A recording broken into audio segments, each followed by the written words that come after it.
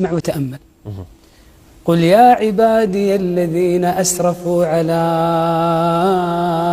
أنفسهم، قل يا عبادي الذين أسرفوا على أنفسهم لا تقنطوا من رحمة الله،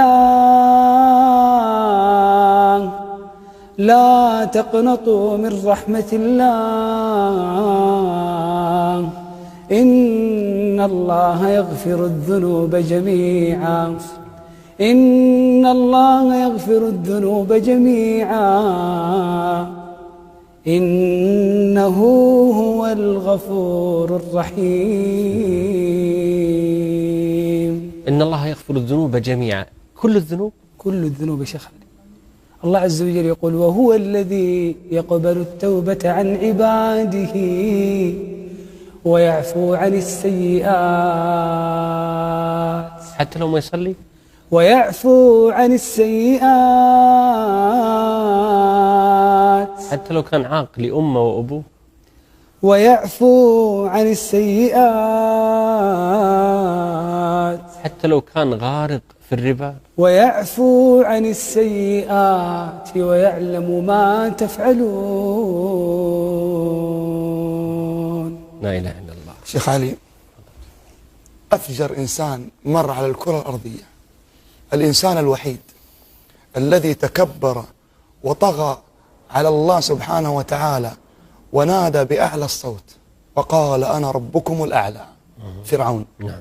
حينما أدركه الغرق في البحر أتى جبريل عليه السلام وبدأ يدس في فمه الطين مخافة أن يقول لا إله إلا الله فيرحمه الله عز وجل بها.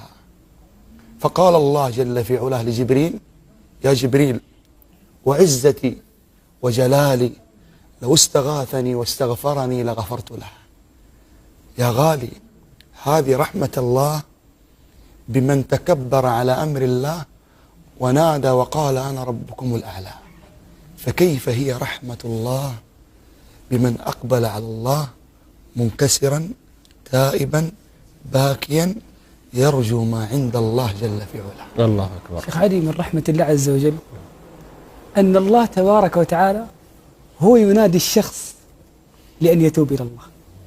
قالت رسلهم أفي الله شك، قالت رسلهم أفي الله شك فاطر السماوات والأرض يدعوكم ليغفر لكم من ذنوبكم، يدعوكم ليغفر لكم من ذنوبكم. يدعونا سبحانه، هو يدعونا.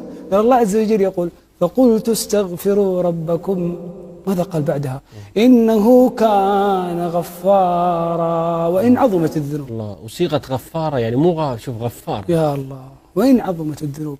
أوحى الله إلى داود الله يا داود لو يعلم المدبرين عني كيف انتظاري لهم، والله، ورفقي إلى ترك معاصيهم لماتوا شوقا إلي ولتقطعت أوصالهم من محبتي. الله.